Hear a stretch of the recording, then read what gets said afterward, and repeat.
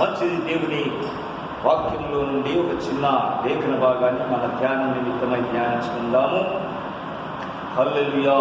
మత్తయి సువార్త 5వ అధ్యాయము రాత్రికాలం కొద్దిగా మనం ధ్యానించుకున్నాము. యేసయ్యా మీ స్తోత్రం స్తోత్రం. మత్తయి సువార్త 5వ అధ్యాయం 14వ వచనం నుంచి 14, 15, 16 3 వచనాలు మనం చదువుకుందాం.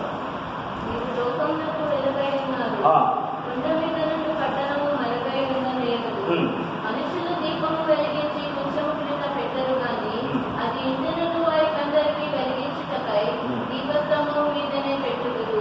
మనుషులు మీ సత్క్రియలను చూచి పరలోకమందున మీ తండ్రిని మహిమపరచినట్లు వారి ఎదుట మీ వెలుగు ప్రకాశింపనీయుడు. దేవుని పరిశుద్ధ నామమునకు స్తోత్రం. దేవుని ప్రియబిడ్డలారా, ప్రభువైన యేసుక్రీస్తు కొండ మీద ప్రసంగం చేస్తూ మనల్ని లోకమునకు వెలుగుగా, లోకానికి వెలుగుగా ఆయన మనల్ని నియమిస్తున్నాడు. లోకమునకు వెలుగుగా అనగా అప్పుడు లోకానికి మనం వెలుగై ఉండాలంటే లోకములో ఏమున్నట్లు? చీకటి ఉన్నది. లోకములో చీకటి ఉన్నది కనుక చీకటని లోకములో మనము లోకానికి ఒక వెలుగుగా, ఒక ప్రకాశించే ఒక లైట్గా, ఒక జ్యోతిగా, ఒక దీపముగా మనం ఈ లోకంలో కనబడాలని యేసు ప్రభువు లోకానికి మనల్ని వెలుగుగా చేస్తున్నాడు. మీరు లోకమునకు వెలుగై ఉన్నారు కనుక ఈ లోకానికి మనం వెలుగు ఇవ్వాలంటే ఈ చీకటితో ఉన్న ఈ లోకంలో మనం ఒక వెలుగుగా మనం ప్రకాశించాలంటే, ఒక దీపముగా మనం వెలుగుతూ ఉండాలంటే మనము పైన ఉండాలి, పై స్థానంలో ఉండాలి. దీపము ఎప్పుడు పెట్టినా క్రింద పెట్టారు కదా. ఇంట్లో ఉండే వారందరికీ వెలిగించుట కొరకాయ దీపము ఇప్పుడు ఎవరిండ్లలో దీపాలు లేవు కనుక దీపాలు అంటే తెలియకపోవచ్చు. సరే, క్యాండిల్ అనుకుందాం. క్యాండిల్ మనము ఇట్లా క్యాండిల్ వెలిగించి ఈ టేబుల్ కింద పెడతామా, చైర్ కింద పెడతామా? కాదు కదా. పైన పెడతాం, టేబుల్ పైన పెడతాం. ఎందుకు? ఇంట్లో ఉన్న వారందరికీ వెలిగివ్వాలి. ఎందుకు? ఇప్పుడు మనం అన్ని బల్బులు పెట్టాం. ఈ బల్బులన్నీ మన కింద పెట్టామా? పైన పెడతాం. పైన పెడితే బల్బులు ఇంట్లో ఉన్న అంతటికి మనకు వెలిగిస్తాయి. ఎందుకు?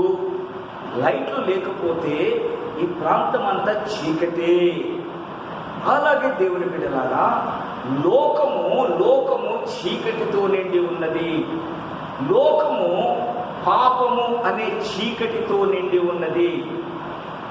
పాపమును చీకటితో పోల్చబడింది. పాపమైన ఈ యొక్క లోకము పాపముతో నిండి ఉన్నది. ఈ చీకటిని తొలగించాలంటే, ఈ పాపమును తొలగించుట కొరకాయ మొట్టమొదటిగా యేసు ప్రభు ఈ లోకానికి వెలుగుగా దిగి వచ్చాడు. యేసయ్య లోకానికి వెలుగుగా వచ్చాడు. దేవుడి బిడ్డలారా, వెలుగు అనగా పరిశుద్ధత, పాపము లేని జీవితము, పరిశుద్ధమైన జీవితము. ఈ పరిశుద్ధమైన జీవితమును కలిగిన వాడు ఒక్కడే, యేసు ప్రభు మాత్రమే.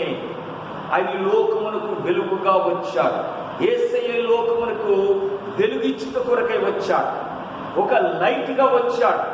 యేసయ్య నిజమైన వెలుగు, పాపమును దూరపరిచే వెలుగు, చీకటిని తొలగించే వెలుగు, అంధకారమును దూరపరిచే వెలుగు. ఇందాక మనం పాట పాడుకున్నాం. మన దేశం అంధకారంలో ఉన్నది, పాపమని అంధకారంలో ఉన్నది. అంధకారము తొలగి వెలుగు వచ్చే కాలము రావాలి. మన దేశంలో వెలుగు వచ్చే కాలము రావాలి, తొందరలో రావాలి. కనుక ఈ వెలుగు ఇచ్చిన కొరకాయ, వెలుగును ప్రకాశించిన కొరకాయ యేసు ప్రభు భూలోకానికి దిగి వచ్చాడు. పరలోకము నుండి భూలోకానికి దిగి వచ్చాడు. చూడండి, యేసు ప్రభు లోకంలో ఉన్నప్పుడు ఆయన లోకానికి వెలుగు. మనం యోహాను సువార్తలో మనం చూస్తే యేసు ప్రభు లోకంలో ఉన్నప్పుడు లోకానికి ఆయన వెలుగు. యోహాను సువార్త 9వ అధ్యాయము. యేసయ్యా స్తోత్రం స్తోత్రం స్తోత్రం.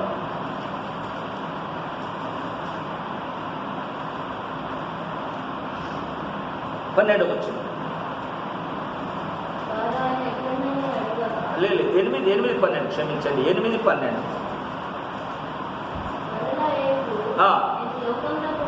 నేను లోకమునకు వెలుగును, నడువక జీవపు వెలుగు కలిగి ఉండునని వారితో చెప్పాను. యేసు ప్రభు చెప్పుకుంటున్నాడు తనను గురించి తాను. యేసు ప్రభు తనను గురించి తాను ఏమని చెప్పుకుంటున్నాడంటే, నేను లోకమునకు వెలుగును, లోకమునకు వెలుగును, లోకానికంతటికి వెలిగించేవాడు. ఇప్పుడు సూర్యుడు లోకమంతటికి వెలిగిస్తున్నాడు. లోకమంతటికి వెలిగిస్తాడా? సగం మాత్రమే వెలిగిస్తాడు, సగానికి. మిగతా సగం చీకటి ఉంటుంది కదా. అందుకే మనకి ఇక్కడ వెలుగు ఉంటే అమెరికాలో చీకటి ఉంటుంది. ఈ భూమి ఇట్లా తిరిగి వస్తే అప్పుడు మళ్ళా సూర్యుని వెలుగు పడుతుంది. కానీ యేసయ్య లోకమంతటికి ఆయన వెలుగై ఉన్నాడు. లోకమంతటి యొక్క పాపమును తొలగించే జీవపు వెలుగు, నిజమైన వెలుగు, పాపమును తొలగించే వెలుగు ఇది. పరిశుద్ధుడు యేసు, పాపము లేనివాడు యేసు, పరిశుద్ధమైన జీవితమును జీవించిన వాడు యేసు. కనుక యేసయ్య అంటున్నాడు, నేను లోకమునకు వెలుగును, వెలుగును. నన్ను వెంబడించువాడు, ఈ వెలుగును ఎవరైనా వెంబడిస్తే, ఈ వెలుగును ఎవరైనా విశ్వసిస్తే, యేసు అనే ఈ వెలుగును, యేసు అనే పరిశుద్ధుడైన వెలుగును ఎవరైనా నమ్ముకుంటే, విశ్వసిస్తే, వారు చీకటిలో నడవక, పాపములో నడవక, పాప జీవితములో నడవక, చెడు మార్గములో నడవక జీవపు వెలుగు కలిగి జీవిస్తారు. నిత్య జీవమునకు నడిపించే వెలుగిది, జీవపు వెలుగు. ఇది లోక సంబంధమైన వెలుగు కాదు, ఇది నిత్య జీవానికి నడిపించే వెలుగు. యేసయ్యను మనం వెంబడిస్తే, యేసయ్య మార్గములో మనం నడుచుకుంటే, యేసయ్య వాక్యానుసారంగా మనం జీవిస్తే మనము నిత్య జీవానికి నడుచుకుంటాం. నిత్య మార్గంలో కనుక పరలోక రాజ్యానికి ఈ యేసయ్య మనల్ని నడిపిస్తాడు. పరలోక రాజ్యానికి నడిపించే వెలుగు. ఆ 9వ అధ్యాయం ఇప్పుడు 5వ వచనం కూడా చూడండి అమ్మా. 9వ అధ్యాయం 5వ వచనం.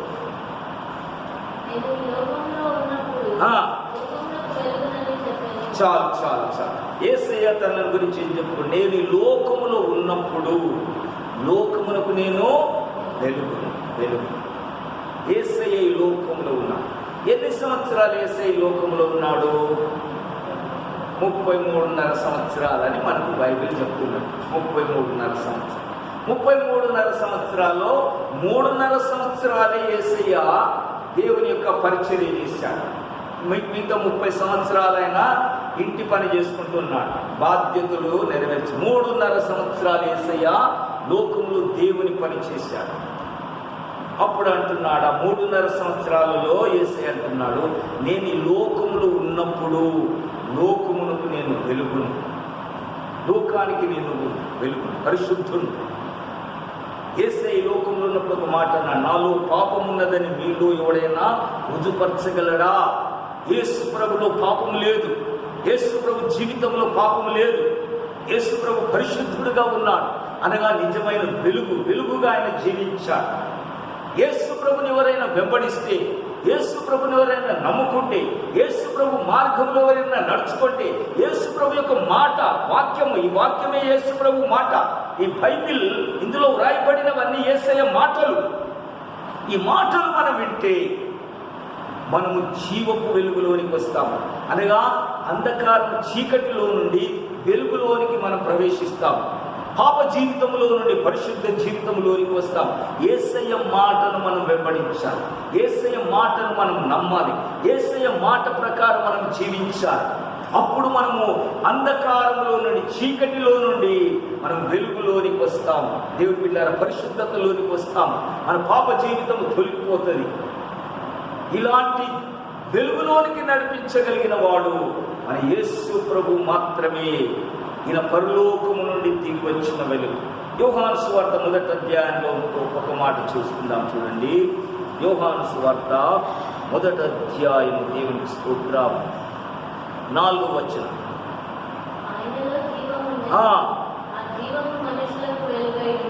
5వ వచనం కూడా. ఆ వెలుగు చీకటిలో ప్రకాశించుచున్నది కానీ చీకటి దాన్ని గ్రహింపకుండెను.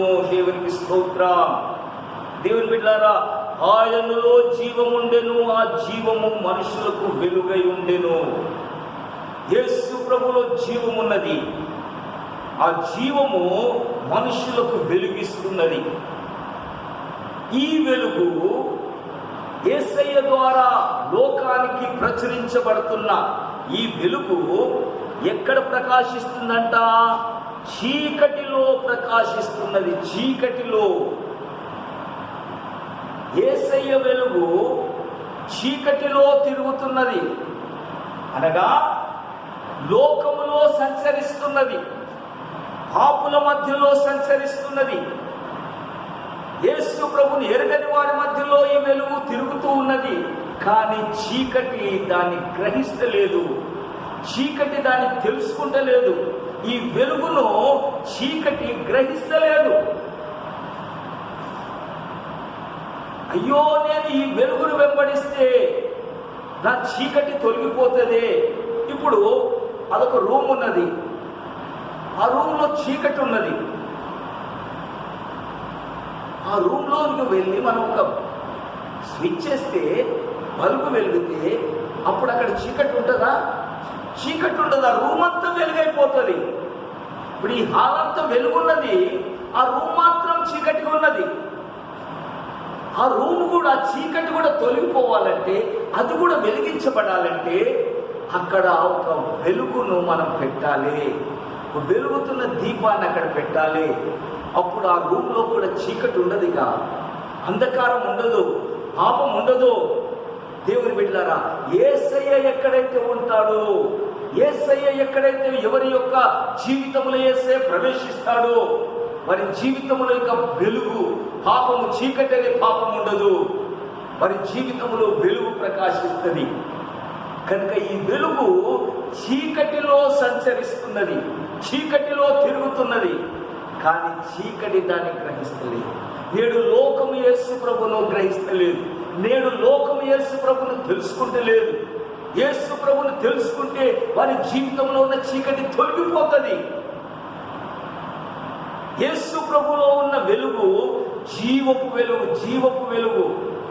ఇది జీవింపజేసే వెలుగు, అనగా జీవపు వెలుగు అంటే పరలోకానికి చేర్చే వెలుగు, నిత్య జీవము, నిత్య జీవాన్ని కలిగించే వెలుగు. నిత్య జీవం అనగా మనం చనిపోయినా ఇంకా నిరంతరం జీవించే జీవితమే నిత్య జీవం. ఆ నిత్య జీవానికి నడిపించే వెలుగు యేసయ్య దగ్గర మనకున్నది. ఆ వెలుగు చేత మనం వెలిగించబడాలి, ఆ వెలుగు చేత మనం వెలిగించాలి. ఇప్పుడు అందరి దగ్గర కొన్నిసార్లు చీకట్లో పోయి ఆ తెలంగాణ చౌరస్తులు ఎప్పుడైనా ఎవరైనా చనిపోతే చీకట్లో పోయి అందరు క్యాండిల్స్ పట్టుకుంటారు. క్యాండిల్స్ పట్టుకొని నిలబడతారు. నిలబడితే వెలుగు వస్తుందా? క్యాండిల్స్ వెలిగించబడిన క్యాండిల్ పట్టుకుంటేనే వెలుగు వస్తుంది కదా. వెలుగుతుండాలి, క్యాండిల్ వెలుగుతుండాలి. అప్పుడు ఏం చేస్తారు? ఒక్కరి క్యాండిల్ వెలిగిస్తారు.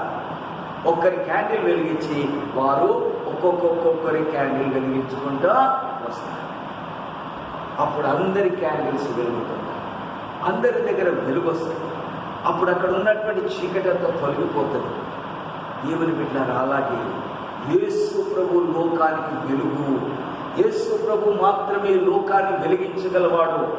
ఎవడైనా చీకట్లో ఉండకుండా వెలుగులోనికి రావాలంటే, ఎవడైనా తన జీవితం వెలిగించబడాలంటే, ఎవరి జీవితమైనా వెలుగుమయం కావాలంటే, చీకటి తొలగిపోవాలంటే, పాపము నుండి వాడు బయటికి రావాలంటే, నిత్య జీవానికి, స్వర్గలోకానికి, పరలోకానికి వాడు ప్రవేశించాలంటే యేసు అనే వెలుగు ద్వారా వాడు వెలిగించబడాలి. యేసు ద్వారా వారి జీవితము వెలుగుమయముగా కావాలి. అనగా వాళ్ళు ఉన్న పాపం అనే చీకటి తొలగిపోయి పరిశుద్ధత, మంచితనము, మంచి ప్రవర్తన వాళ్ళు రావాలంటే యేసు వెలుగు వారిలో రావాలి. చూడండి, యోహాను సువార్త 1వ అధ్యాయంలోని 14 వచనం చూడమ్మా. 14 కాదు, 9వ వచనం. నిజమైన వెలుగు ఉండెను, అది లోకములోనికి వచ్చుచు ప్రతి ప్రతి మనుష్యుని వెలిగించుచున్నది. దేవుని నామమునకు స్తోత్రం.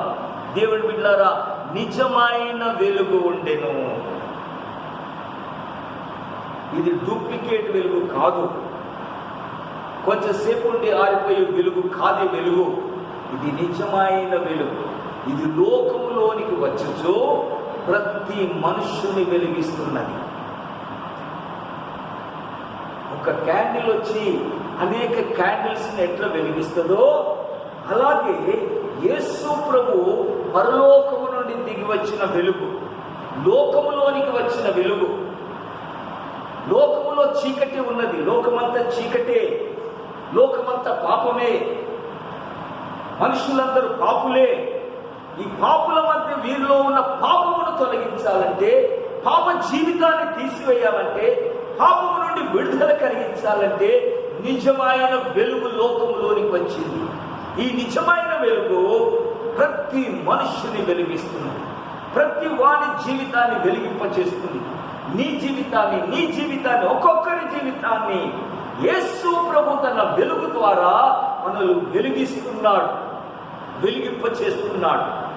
ఈ వెలుగు మనలోనికి వస్తే మన జీవితాలు మార్చబడతాయి.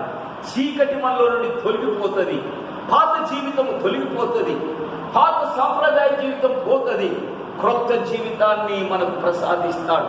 మన యొక్క లైఫ్ స్టైల్ మారిపోతుంది, మన ప్రవర్తన మారిపోతుంది. దేవుని బిడ్డలారా, ఈ యొక్క మార్పును కలిగించే కొరకాయి నిజమైన వెలుగు పరలోకము నుండి దిగి వచ్చింది. ఇది డూప్లికేట్ వెలుగు కాదు, ఇది అప్పుడప్పుడు వెలిగే వెలుగు కాదు. ఇది ఒక్కొక్క మనిషిని వెలిగించే వెలుగు, మన జీవితాలను మార్చే వెలుగు. చూడండి, ఈ వెలుగు చేత మనము వెలిగించబడితే ఇప్పుడు మనము కూడా ఏమైపోతాము? లోకమునకు వెలుగుగా మారిపోతాము. మత్తయి సువార్త 5వ అధ్యాయం మనం చదివిన ఆ లేఖనాన్ని ఇప్పుడు మనం చూద్దాం. యేసు ప్రభు ఈ లోకానికి వెలుగై ఉన్నాడు. ఇప్పుడు యేసు ప్రభు అంటున్నాడు, 14వ వచనం మరలా చదువుకున్నాం, మీరు లోకమునకు వెలుగై ఉన్నారు. చాలు, దేవునికి స్తోత్రం. ఇప్పుడు యేసయ్య అన్నాడు ఇంతకుముందు యోహాను సువార్తలో, నేను ఈ లోకములో ఉన్నప్పుడు లోకమునకు వెలుగును. లోకములో ఉన్నప్పుడు యేసయ్య లోకానికి వెలుగు. ఇప్పుడు యేసయ్య లోకములో ఉన్నాడా? లేడు. అనగా వెలుగు వెళ్ళిపోయింది, వెలుగు వెళ్ళిపోయింది. కానీ వెలుగు వెళ్ళిపోతూ ఏం చేసింది? ఒక్కొక్క మనిషిని వెలిగించిపోయింది, ఒక్కొక్కరిని వెలిగించింది. నిజమైన వెలుగు ఉండెను, అది లోకములోనికి వచ్చుచు ప్రతి మనుషుని వెలిగిస్తున్నది, ప్రతి మనుషుని వెలిగిస్తున్నది. యేసయ్య లోకములో నుంచి వెళ్ళిపోయి నిన్ను నన్ను ఒక్కొక్కరిని వెలిగిస్తున్నాడు. ఇప్పుడు మనము లోకానికి మనమే వెలుగు. ఈ చీకటి లోకములో వెలిగించువారు ఎవరు? యేసు ప్రభు చేత వెలిగించబడిన వారే వెలుగు. నిజమైన వెలుగైన యేసు ప్రభు చేత ఎవరైతే వెలిగించబడ్డారో వారు ఇప్పుడు లోకానికి వెలుగై ఉన్నారు, లోకానికి ఇప్పుడు వెలిగించువారై ఉన్నారు. అనగా ఈ చీకటి లోకం, ఈ పాప లోకములో వెలుగును చూపించగలిగే వారు యేసు ప్రభు చేత వెలిగించబడిన వారై ఉండాలి. యేసు ప్రభు చేత వారి జీవితాలు మార్చబడిన వారై ఉండాలి. వారే లోకమునకు వెలిగించగలరు. అనగా పాపులను యేసు దగ్గరికి తీసుకురాగలరు, పాపుల జీవితంలో మార్పులు తేగలరు. లోకస్తులు పాపులు దేవుని బిడ్డలారా అంధకారంలో ఉన్నారు, చెడు జీవితాలలో ఉన్నారు, చెడు మార్గంలో నడుస్తున్నారు. వారిని సద్మార్గంలోనికి, మంచి మార్గంలోనికి నడిపించగలవారు ఎవరు? ఎవరైతే యేసు ప్రభు ద్వారా వెలిగించబడ్డారో వారిని ఇప్పుడు అంటున్నారు, మీరు లోకమునకు వెలుగై ఉన్నారు. మనొక్కొక్కరు ఇప్పుడు యేసు ప్రభు స్థానంలోనికి వచ్చాం. యేసు ప్రభు వెళ్ళిపోయాడు, కానీ లోకానికి వెలుగు కావాలి. ఇప్పుడు లోకం ఇక అంధకారంలో ఉన్నది కనుక యేసు ప్రభు ద్వారా వెలిగించబడిన వారమై మనం లోకానికి వెలిగివ్వాలి. చూడండి, ఒక వ్యక్తిని గురించి మనము ఈ మధ్యాహ్న కాలం ధ్యానం చేసాం. ఒక వ్యక్తి పేతురు అనే ఒక వ్యక్తిని మనము ధ్యానం చేసుకుంటాం. పేతురు అనే వ్యక్తి, అతడు వెలిగించబడక ముందు ఎలాగున్నాడో, వెలిగించబడిన తర్వాత ఎలాగూ మార్చబడ్డాడో మనం చూద్దాం. మత్తయి సువార్త 27వ అధ్యాయం. దేవానికి స్తోత్రం, స్తోత్రం, స్తోత్రం.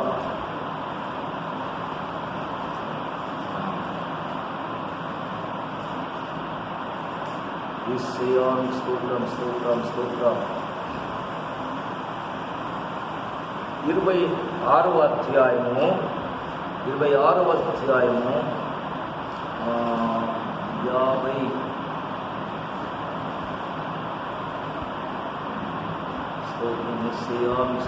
స్తోత్రం. పేతురు పొంకిన మాట ఎక్కడ చూడండి.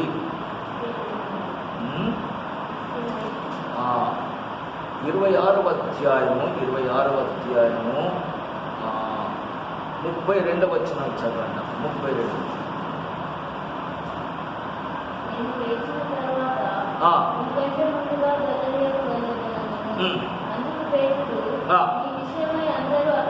నీ విషయమై అందరూ అభ్యంతరపడినను నేనెప్పుడు అభ్యంతరపడనని చెప్పగా, యేసు అతని చూచి, ఈ రాత్రి కోడి కూయక మునిపే నీవు నన్ను ఎరగనని ముమ్మారు చెప్పెదవని నీతో నిశ్చయముగా చెప్పుచున్నాను. దేవునికి స్తోత్రం. యేసు ప్రభు దగ్గర 3.5 సంవత్సరాలు యేసు ప్రభుతో పాటు ఉన్న సీనియర్ శిష్యుడైన పేతురు, యేసు ప్రభు యొక్క అద్భుతాలు చూసినవాడు, యేసు ప్రభుతో పాటు రూపాంతరపు కొండపైకి పోయి యేసు ప్రభు యొక్క నిజ స్వరూపాన్ని చూశాడు. అనగా యేసు ప్రభు శరీరంతో ఉన్న ఈ స్వరూపం కాదు, ఆయన పరలోకమందు ఏ రూపముతో ఉండేనో ఆ రూపాన్ని చూశాడు. అక్కడ మోషే, ఏలియాలను చూశాడు. అద్భుతమైన దృశ్యాన్ని చూసిన వాడు ఒకడు పేతురు. పేతురు ఇంకా ఎటువంటి వాడంటే, మిగతా అందరు శిష్యులు కూడా, మిగతా లోక ప్రజలు కూడా యేసును వడ్లవాని కుమారుడు, మరియ కుమారుడు అట్లా ఇట్లా అనుకుంటున్నారు. కానీ పేతురు అన్నాడు, నీవు సజీవుడమైన దేవుని కుమారుడమైన క్రీస్తు అని యేసు ప్రభువుని గురించి సాక్ష్యం ఇచ్చాడు. యేసు క్రీస్తు అని చాలా మంది నమ్మలే. యేసు క్రీస్తు అని. ఇప్పుడు వారి ముందర ఉన్న యేసు యాక్చువల్ అయిన క్రీస్తు అనగా రాజు, మెస్సయ్య. ఆ సంగతి ఇశ్రాయేలు ప్రజలు నమ్మలే. కానీ పేతురు అంటున్నాడు, నీవు దేవుని సజీవుడమైన దేవుని కుమారుడమైన క్రీస్తువు. ప్రభు అన్నాడు, మనుషులు ఇది నీకు చెప్పలేదు, పరలోకమందున నా తండ్రే ఇది నీకు బయలుపరచనంటాడు. అటువంటి దృఢమైన వాడు పేతురు. అటువంటి పేతురు యేసు ప్రభు ద్వారా పంపబడి దయ్యాలను వెలగొట్టాడు, స్వస్థతలు చేశాడు, అద్భుతాలు చేశాడు. అటువంటి బలమైన పేతురు యేసు ప్రభు దగ్గరకు వచ్చి చివరికి అంటాడయ్యా, ఈ 12 మంది శిష్యులు 11 మంది అభ్యంతరపడినా నేను మాత్రం అభ్యంతరపడను. నా ప్రాణమైన నీకు అర్పించడానికి నేను ముందుంటా. కానీ నిన్ను మాత్రము మరణానికి నేను అప్పగించను. ఎవడైనా నీ మీదకి చంపనీకి వస్తే నేనే నీకంటే ముందుంటా, నా ప్రాణం ఇస్తానని పేతురు చెప్తే, అప్పుడు ప్రభు అంటున్నాడు, పేతురు ఇదిగో నేనెవరో ఎరగనని నువ్వు రేపు ముమ్మారు చెప్తావు, 3 సార్లు అబద్ధం మాట్లాడుతావు. యేసు అంటే ఎవరో నాకు తెలియదని 3 సార్లు నువ్వు పంపుతావు అని పేతురు గురించి చెప్పినప్పుడు, అట్లెప్పటికీ జరగదు ప్రభువా, మరణానికైనా నేను తయారుంటా, చనిపోయేందుకు కూడా తయారుంటాను. కానీ ఆ సమయం రాని వచ్చి పేతురు పొంకేసి ఒక చిన్న పాప వచ్చి పేతురుని అంటారు, నువ్వు కూడా యేసు ప్రభుతో పాటు ఉన్నావు కదా, నేను ఎరగను ఆయన అని గుర్తు పెట్టుకుంటున్నాను. దేవుని తోడు, అమ్మ తోడు, ఆ తోడు, ఈ తోడు అని పేతురు ఒట్టు పెట్టుకొని మరీ యేసు ప్రభు అంటే ఎవరో నాకు తెలియదు అని పొంకినవాడు పేతురు. ఇక యేసు ప్రభు లేచిండు అని తెలిస్తే, చూడండి, యేసు ప్రభు లేచిండు అని తెలిస్తే ఆ మాట పేతురు మిగతా శిష్యులు ఆ మాటను అస్సలు నమ్మలేదు. మార్కు సువార్తలో ఒక మాట చూడండి. ఈ పేతురు ఎటువంటి వారో ఇప్పుడు చూద్దాం. 16వ అధ్యాయం, మార్కు సువార్త 16వ అధ్యాయము 10-11 వచ్చిన ఆచారం.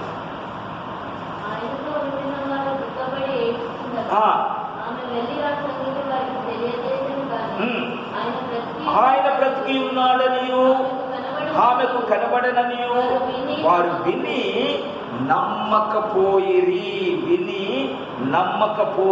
13వ వచనం కూడా చదువు.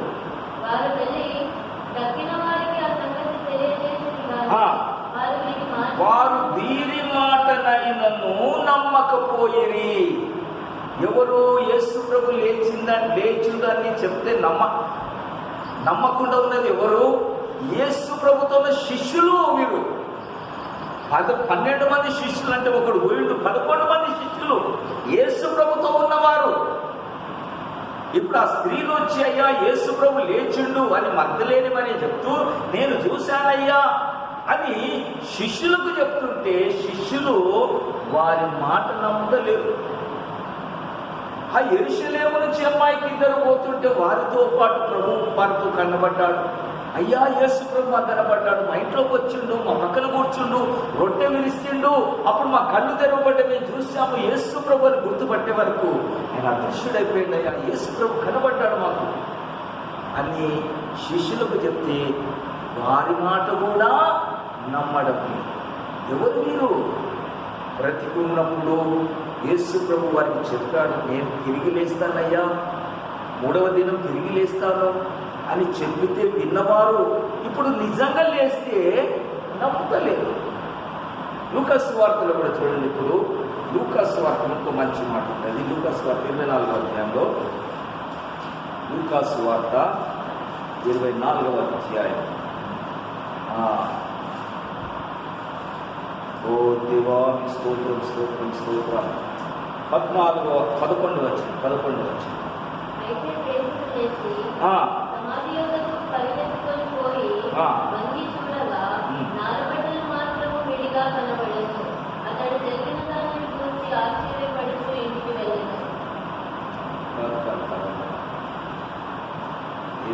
స్తోత్రం స్తోత్రం స్తోత్రం. 24వ అధ్యాయము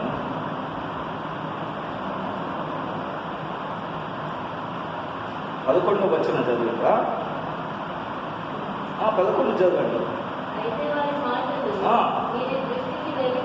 వెర్రి మాటలుగా కనబడెను, వీరు వారి మాటలను నమ్మలేదు. వెర్రి మాటలు పిచ్చి పట్టిందా మీకు అని స్త్రీలను అపహాస్యించారు. మగ్ధలేని మరియను మిగతా వారిని అపహాస్యం చేసింది. యేసు ప్రభు లేచిండు, మగ్ధలేని మరియకు కనబడ్డాడు అని వారికి చెబితే వీరు వారి మాటలను వెర్రి మాటలుగా జోకుగా తీసుకుంటున్నారు. చూడండి, ఇంత అపనమ్మకస్తులైపోయాడు, అబద్ధికుడైపోయాడు పేతురు. యేసు ప్రభుని ఎరగను అని అబద్ధాలాడినాడు. యేసు ప్రభు లేచిందంటే నమ్మడం లేదు, అవిశ్వాసి అయిపోయాడు, అపనమ్మకస్తుడైపోయాడు. అటువంటి పేతురు జీవితంలో మార్పు వచ్చేసింది. పేతురు జీవితంలో గొప్ప వెలుగు వచ్చేసింది. పేతురు బ్రతుకు చీకటి అయిపోయింది. పేతురు యేసుని విడిచిపెట్టి మళ్ళా పాత జీవితానికి వెళ్ళిపోయినవాడు. పాత జీవితానికి పేతురు వెళ్ళిపోయినాడు. చూడండి, యోహాను సువార్తలో ఒక మాట చూసుకుందాం. యోహాను సువార్త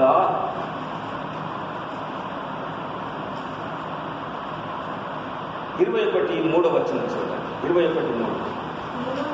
సీమోను పేతురు చేపలు పట్టబోతుందని వారితో అనగా వారు మేమును నీతో కూడా వచ్చదమనిరి.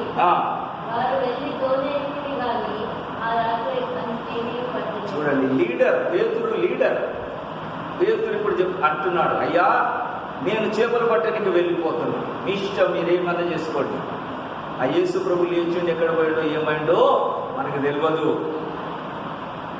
నేనైతే మరలా నా పాత బిజినెస్లో నేను వెళ్ళిపోతున్నా, పాత జీవితానికి వెళ్ళిపోతున్నా, ఆ చీకటి బ్రతుకులోకి వెళ్ళిపోతున్నా అంటే పెద్ద లీడరే ఇట్లా చెప్తే ఇంకా మేమేంటిది అని చెప్పేసి ఏమంటున్నారు మిగతా, మేము కూడా వస్తామయ్యా, నీతో పాటే మేము కూడా చేపలు పట్టడానికి వచ్చేస్తాం. అందరూ కూడా పాత జీవితానికి విడిచిపెట్టిన జీవితాన్ని, యేసు ప్రభు పిలిస్తే సమస్తాన్ని విడిచిపెట్టి యేసును వెంబడించారు. ఇప్పుడు మరలా వెనక్కి జీవితానికి వెళ్ళి, పాత జీవితానికి వెళ్ళి, నేను మరలా చేపలు పట్టబోతున్నాను, నేను కూడా వస్తాను. ఇలాంటి వాడు పేతురు, అబద్ధాలు ఆడినవాడు, అపనమ్మకస్తుడు, అవిశ్వాసి, వెనక్కి చూసినవాడు, పాత జీవితానికి వెళ్ళిపోయినాడు, విడిచిపెట్టిన జీవితాన్ని మరలా జీవితంలోకి వెళ్ళిపోయినాడు. ఇటువంటి పేతురు దేవునిలారా గొప్ప మార్పు చెందిపోయాడు. పేతురు జీవితంలో గొప్ప మార్పు వచ్చింది. అతని జీవితంలో మార్పు చూడండి ఏమైపోయాడు. ఇప్పుడు ఆ పేతురు అపోస్తల కార్యం 2వ అధ్యాయంలోకి వచ్చేస్తే ఇప్పుడు ఈ పేతురు అంటున్నాడు, చూడండి, పేతురు ఇప్పుడు అంటున్నాడు, పేతురు గారు చేస్తున్న గొప్ప ప్రసంగాన్ని ఇప్పుడు మనం చూద్దాం.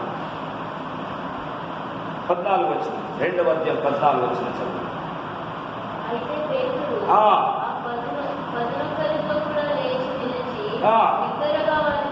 బిగ్గరగా వారితో ఇట్లా నేను బిగ్గరగా అంటున్నాడు. చాలు బిగ్గరగా అంటున్నాడు. ఏమంటున్నాడు చూడండి, బిగ్గరగా ఏమంటున్నాడు. 32వ వచనం చదవాలి. ఇప్పుడు 32 చదువు. ఈ యేసును దేవుడు లేపెను, దీనికి మేమందరము సాక్షులము. దేవుని బిడ్డలారా చూడండి, ఆ లూకాసు వార్త అప్పటికి ఒక 10 దినాలైనా, అంతే 10 దినాలే. 10 దినాల క్రితము యేసు లేచిందంటే నమ్మని వాడు. 10 దినాల క్రితం యేసు ప్రభు లేచిండని చెప్తే జోక్ అనుకున్నాడు, వెర్రి మాటలు అనుకున్నాడు.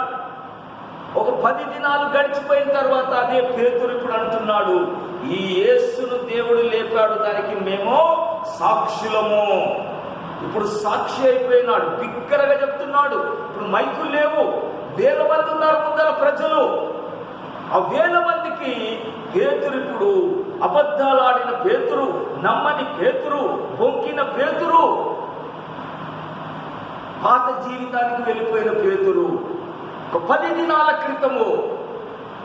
ఈ 10 దినాలు గడిచిపోయిందని ఈ పేతురు అంటున్నప్పుడు, ఈ యేసును దేవుడు లేపిండు, దీనికి మేము సాక్షులము, నేను సాక్షిని.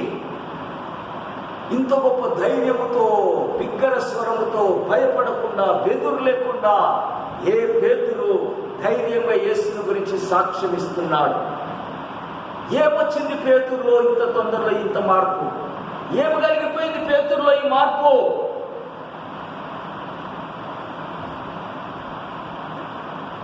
ఆ జీవితం అంతా ఎక్కడ వెళ్ళిపోయింది? అబద్ధాలు ఆడిన జీవితం ఎక్కడ పోయింది? అవిశ్వాసం ఉన్న జీవితం ఏమైపోయింది? అపనమ్మకం. యేసు లేచిందంటే నమ్మనటువంటి వాడు, యేసు లేచిందంటే సాక్ష్యం ఇస్తున్నాడు. యేసు లేచిండు, పేతురు కూడా కనపడ్డాడు, మిగతా 11 మంది కూడా కనపడ్డాడు. అయితే కూడా పేతురు ఏం చేసిండు?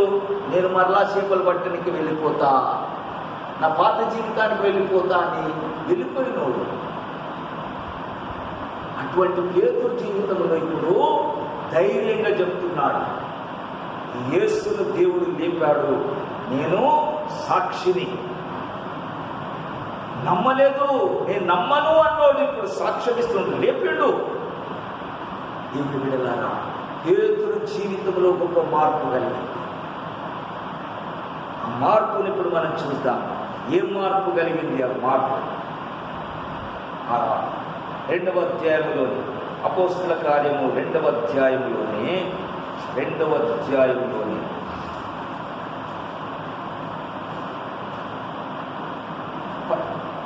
మొదటి వచ్చిన జరగాలి. మొదటి పెంతెకోస్తు పండుగ దినము వచ్చినప్పుడు అందరూ ఒక చోట కూడి ఉండిరి. అప్పుడు వేగముగా వీచు బలమైన గాలి వంటి ఒక ధ్వని ఆకాశం నుండి ఇల్లంతయు నిండెను.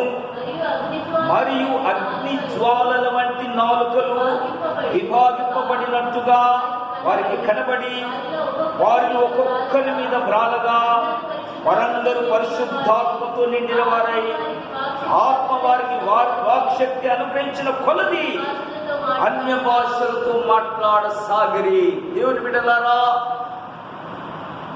పెంతెకోస్తు పండుగ దినం వచ్చే వరకు పేతురు, మిగతా 11 మంది శిష్యులు, ఇంకా పేతురుతో పాటు ఇంకొంతమంది అందరూ కలిసి 120 మంది ఒక గొప్ప మేడగదిలో, ఇటువంటి మేడగదిలో అందరూ మోకరించి ప్రార్థన చేస్తున్నారు. పరిశుద్ధాత్మ కొరకై కనిపెడుతున్నారు. పై నుండి దిగి వచ్చే దేవుని ఆత్మ కొరకై వేడుకుంటున్నారు, ప్రార్థిస్తున్నారు, అడుగుతున్నారు. 10 దినాలు కనిపెట్టారు. ఎందుకు 10 దినాలు? దేవుడు టక్కన పరిశుద్ధాత్మ ఆ దినము మొదటి రోజే పంపించవచ్చు కదా. దేవుని బిడ్డలారా, వాళ్ళు 10 దినాలు ప్రార్థన చేస్తున్నారు. మరి ప్రార్థన ఎలా ఉన్నదంటే, వారు ప్రార్థన ఎలా చేస్తున్నారు? ఆ మొదటి అధ్యాయంలో చూడమ్మా, వారి ప్రార్థన ఎలాగున్నది. 14వ వచనంలో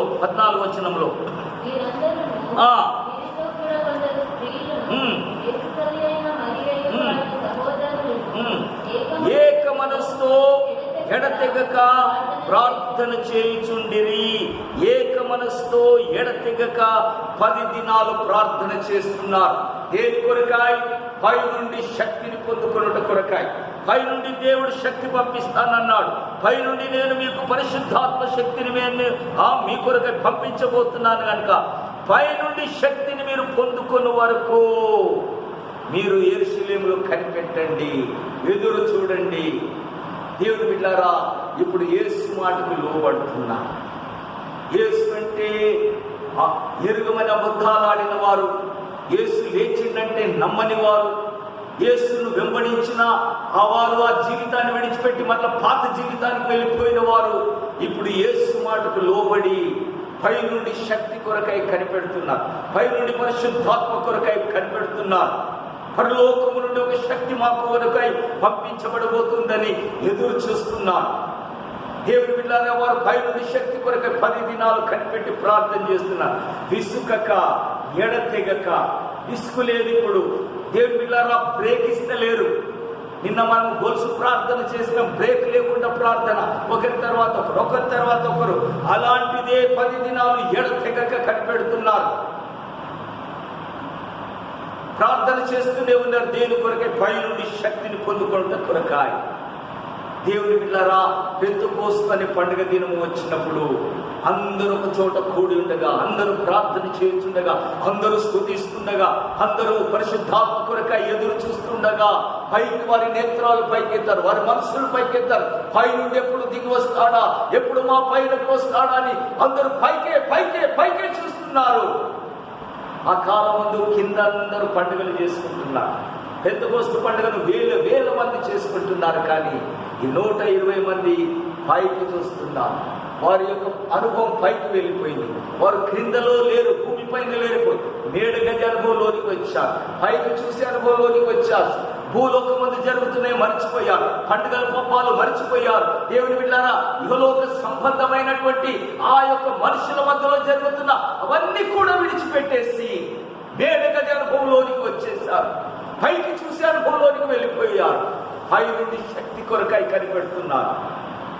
వారందరూ ఎదురు చూచుచుండగా, ఏక మనసుతో ఎడతెగక ప్రార్థన చేయుచుండగా పరలోకము నుండి ఒక గొప్ప వెలుగు దిగి వస్తున్నది, అగ్ని జ్వాలలుగా కిందికి దిగి వస్తున్నది. దేవుని పిల్లలు, అది ఆ కనిపెడుతున్న వారందరిపై ఒక్కొక్క పైన రాలిపోయింది. ఆ యొక్క వెలుగు పరలోకపు వెలుగు, అగ్ని జ్వాలలుగా దిగి వస్తున్న పరిశుద్ధాత్మ అనే వెలుగు ఒక్కొక్కరిలోనికి రాలిపోగా అందరూ పరిశుద్ధాత్మని శక్తిని పొందుకున్నారు. పరిశుద్ధాత్మ శక్తి చేత నింపబడ్డారు. ఆ పరిశుద్ధాత్ముడు వారికి వాక్ శక్తినిచ్చాడు, మాట్లాడే శక్తినిచ్చాడు. వారి లోపల శక్తి వచ్చింది, ఆ శక్తి వారికి మాట్లాడే శక్తినిచ్చాడు. అన్య భాషలతో మాట్లాడసాగారు. దేవుని పిల్లలు, వారు శక్తిమంతులైపోయారు, బలవంతులైపోయారు. భయాన్ని తొలగిపోయింది. యేసు ప్రభు లేచిండని చెప్పనీకి ఇప్పుడు భయం లేదు. యేసు ప్రభు ఎవరో అని చెప్పనీకి ఇప్పుడు భయం లేదు. యేసు ప్రభు లేచిండంటే నమ్మమని చెప్పేటటువంటి అవిశ్వాసము తొలగిపోయింది. పై నుండి శక్తిని పొందుకున్నారు. పై నుండి పరలోకపు అగ్ని చేతి వారు నింపబడ్డారు, కాల్చబడ్డారు, దహించబడ్డారు.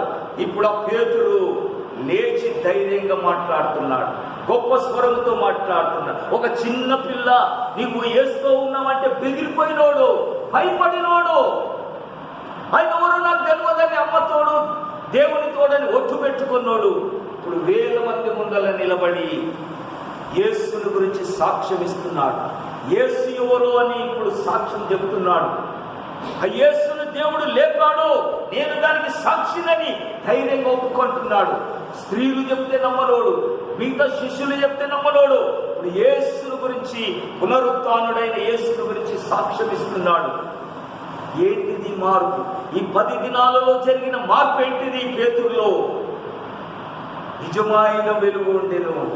అది పరలోకము నుండి దిగి వచ్చి ఒక్కొక్క మనిషిని వెలిగిస్తున్నది. ఒక్కొక్క మనుషుడు వెలుగు చేత వెలిగించబడుతున్నాడు. వారి జీవితాలలో మార్పును కలిగిస్తున్నది. చీకటిలో నుండి, అంధకారములో నుండి, అవిశ్వాసములో నుండి, అపనమ్మకములో నుండి, అబద్ధ జీవితము నుండి విడుదల కలిగించేది పరలోకము నుండి దిగి వచ్చే జీవపు వెలుగు, పరిశుద్ధాత్మ అనే ఈ వెలుగును, ఈ వెలుగు చేత నింపబడితే మన జీవితములో మార్పు, చీకటిలో నుండి వెలుగులోనికి, అంధకారంలో నుండి వెలుగులోనికి మనల్ని మార్చగలిగేది పరిశుద్ధాత్మ అనే వెలుగును. ఇది నిజమైన వెలుగు. ఇది లోకములోనికి వచ్చచ్చు ఒక్కొక్క మనిషిని వెలిగిస్తున్నది. ఈ పరిశుద్ధాత్మతో వెలిగించబడిన ప్రతి ఒక్కరు కూడా మీరు లోకమునకు వెలుగై ఉన్నారు. మీరు లోకమునకు వెలుగై ఉన్నారు.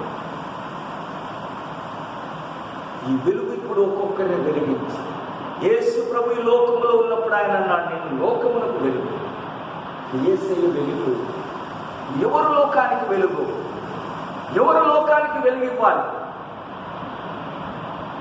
ఆ వెళ్ళిపోయిన యేసయ్య వెలుగు ఇదిగో మరలా పరిశుద్ధాత్మునిగా దిగివచ్చి ఒక్కొక్కరిని వెలిగిస్తున్నాడు. ఒక్కొక్క జీవితాన్ని ఆయన మండిస్తున్నాడు. ఒక్కొక్క జీవితాన్ని వెలిగింపచేస్తున్నాడు. దేవుని బిడ్డలారా, ఈ వెలుగును మనం పొందుకొనుటకాయ నేడగది అనుభవంలోనికి మనం వెళ్ళిపోయాం.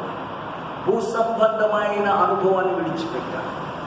ఆ క్రింది యొక్క భూమి పైన క్రిందనే వారు మేడగదిలో ఉన్నారు. క్రిందనే వేల మంది పండుగ ఆచరిస్తున్నారు. పండుగలు ఆచరిస్తున్నారు. తినుచు, త్రాగుచు, సూచిస్తూ ఆచార సంబంధమైన పండుగ, ఆచార సంబంధమైన పండుగ. వీరు యూదులే, వీరు ఇశ్రాయేలులే. ఆ పండుగలన్నీ విడిచిపెట్టారు. మాకు సంబంధం లేదంటున్నారు. 10 దినాల నుండి మీరు ఏక మనసుతో ప్రార్థిస్తూనే ఉన్నారు. మీరు 10 దినాల నుండి పండుగలు చేసుకుంటూనే ఉన్నారు. వారు 50 దినాలు పండుగలు చేసుకునేవారు. పస్కా పండుగ నుంచి పెంతెకోస్తు పండుగ దినం వరకు 50 దినాలు వారు పండుగలు ఆచరిస్తూనే ఉన్నారు. కానీ పై నుండి శక్తి కొరకై కనిపెడుతున్నవారు, పై నుండి వెలుగు కొరకై కనిపెడుతున్నవారు, పరలోకపు వెలుగు చేత వెలిగించబడాలని వాంఛగలిగిన వారు, జీవితంలో మార్పును కలిగించేది, అబద్ధికులను సాక్షులుగా నిలబెట్టి, ఎరగమన్నోళ్లను యేసు కొరకై ఫలమైన సాక్షులుగా నిలబెట్టగలిగాడు. పాత జీవితంలోనికి వెళ్ళిపోయిన వారిని మరలా లాక్కొచ్చి యేసు పరిచర్యలో వాడుకునే మార్పును కలిగించే వెలుగు, పరలోకము నుండి దిగి వచ్చే వెలుగు.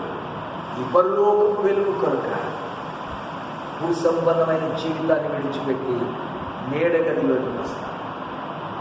సమస్తాన్ని మర్చిపోతాం. లోక ఆచార పద్ధతులను విడిచిపెడతాం. ఈ వెలుగు చేత మనల్ని మనం వెలిగించి నిజమైన వెలుగు ఉండేను. అది లోకములోనికి వచ్చి ప్రతి మనుష్యుని వెలిగిస్తుంది. ఆ వెలుగు కొరకే మనం కనిపెట్టాలి, ఆశపడతాం. అప్పుడు నువ్వు లోకానికి, యేసు ప్రభు లోకానికి వెలుగు.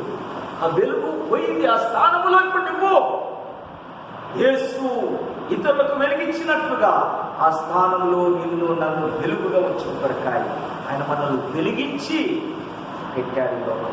దేవుని బిడ్డలారా, ఈ వెలుగు చేత మనం వెలిగించబడి మన జీవితంలో మార్పు, చీకటిలో నుండి ఆశ్చర్యకరమైన తన వెలుగులోనికి నడిపిన ఆయన గుణాతిశయములను మనం ప్రచురించుట కొరకాయ ఆయన మనల్ని వెలిగించాడు. యేసు యొక్క గుణాతిశయములను లోకంలో మనం ప్రచురించాలి. పేతురు భక్తుడు ఇది పేతురు అంటున్నాడు, వెలిగించబడిన పేతురు అంటున్నాడు. ఆశ్చర్యకరమైన వెలుగు, అద్భుతకరమైన లోకములో ఉండే వెలుగు సూర్య వెలుగు కాదు, ఇది ఆశ్చర్యకరమైన వెలుగు.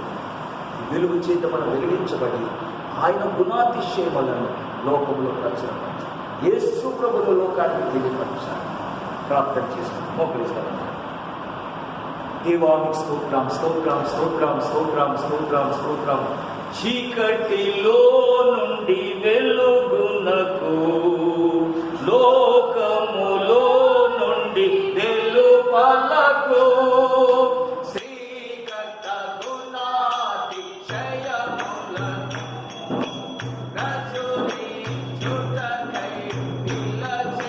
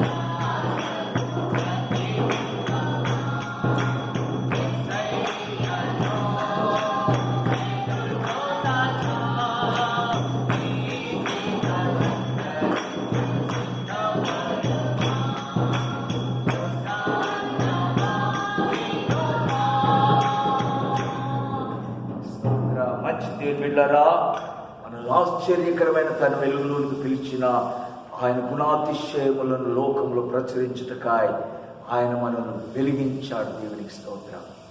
ప్రార్థన చేస్తున్నాం.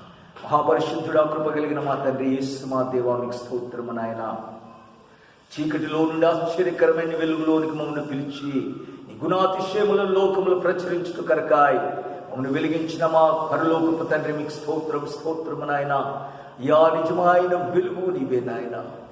ఆ వెలుగు ద్వారా మేము వెలిగించబడాలి ప్రభువా. మాలో కూడా వెలుగు ప్రకాశించాలి నాయన. ఓ వెలిగించబడిన మేము కొంచెం కింద కానీ మంచం కింద కానీ ఉండటం కొరకు కాదు ప్రభువా, అనేకులకు వెలిగించిన కొరకాయ దీపస్తంభం మీదనే పెట్టబడవలసిన వారమే ఉన్నాము కనుక నాయన, అయ్యా ఆనాడు పేతురు నాయన నువ్వు లేచినావని తెలిసి కూడా నాయనా నీ మాటలు నమ్మక అపనమ్మకస్తులై అయ్యో అవిశ్వాసులైపోయారు నాయన. అయ్యా నీవెవరో ఎరగమని చిన్న పిల్లతో బొంకుతున్నారు నాయన. నువ్వు లేచారవని నాయన సంగతిని బట్టి వారు భయపడి ఒక గదిలో దాక్కుంటున్నారు ప్రభువా. అవును ప్రభువా, పిరికివారు నాయన, అవిశ్వాసులు ప్రభువా, అబద్ధికులు నాయన, పాత జీవితానికి వెళ్ళిపోయిన వారు నాయన. అయినా నువ్వు విడిచిపెట్టక నాయన, నువ్వేర్పరచుకున్న వారిని విడిచిపెట్టలేదు ప్రభువా. నువ్వు మరలా వారిని దర్శించావు నాయన, వారిని నువ్వు వెలిగించినావు తండ్రి. పరిశుద్ధాత్మ ద్వారా నువ్వు మండించావు తండ్రి. వారి జీవితాలను వెలిగింపచేసి నాయన నీ బలమైన సాక్షులుగా లోకమంతటా కూడా వెలిగించు వారిగా వారిని వాడుకున్న దేవా మీకు స్తోత్రము నాయన. అల్పులమైన మమ్మను కూడా జ్ఞాపకం చేసుకోండి తండ్రి. అయ్యా మమ్మను కూడా మీ వెలుగు ద్వారా వెలిగించబడాలి నాయన. ఆ పరిశుద్ధాత్మ వెలుగు ద్వారా మా జీవితాలు వెలిగించి నీ సాక్షులుగా నీ కొరకై మేము ఈ లోకంలో నీ గుణాతిశయములను ప్రచురించు వారు జీవించుట కొరకాయ మనం బలపరిచి నడిపించమని ప్రార్థిస్తున్నాము తండ్రి.